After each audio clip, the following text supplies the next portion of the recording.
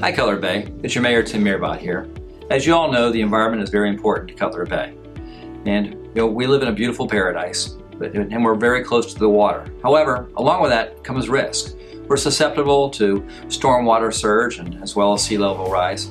And we have to be ever vigilant to make sure that we're doing everything we can to protect ourselves.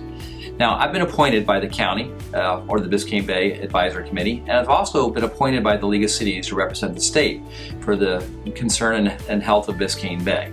That's good information for me because I get to know and get to talk to all the scientists about what's going on, not to mention help preserve what's going on in the bay and make sure we protect our beautiful resource that we have there. Now, on October 20th, the Town Council hosted a workshop to receive a briefing on the reinitiation of the Miami-Dade County Back Bay Coastal Storm Risk Management Study. We had representatives from the U.S. Army Corps of Engineers there, as well as Miami-Dade County's Office of Resiliency Manager, Jim Murley. And they provided a council and the community on an update on what's going on with the Back Bay study. And we also wanted to make sure that we're getting all the residents involved with this. Now, you would remember that we recently purchased 8.5 acres along Old Cutler Road. Now, that location has been identified by the Back Bay study as being one of the spots they're considering as a natural alternative to stormwater surge protection and sea level rise. And really it entails restoring the mangroves to help provide a natural barrier for this water. Now, we all held a second meeting on November 17th, again, which is just reinitiation of the Back Bay study.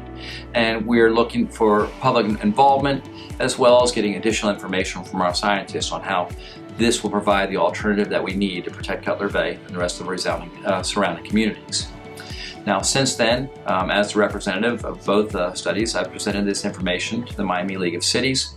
And I was encouraging all the other mayors and elected officials that they need to continue to monitor and help support the state legislation and federal legislation that we need.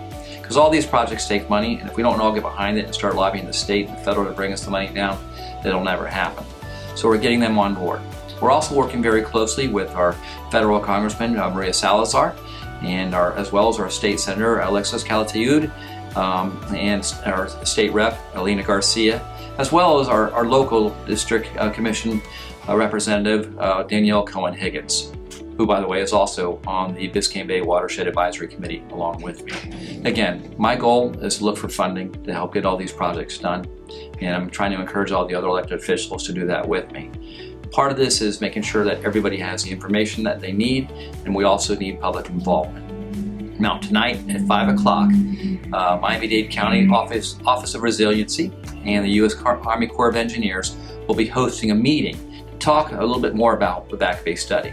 I want to encourage all of you to get involved, to pay attention to what's going on, so you can help me drum up support to protect Cutler Bay and to see if we can move this project along forward. So, as I said, our environment is important to us. However, our lives and our livelihood and our property is important to us too. We need to do all that we can to prepare ourselves for the next storm.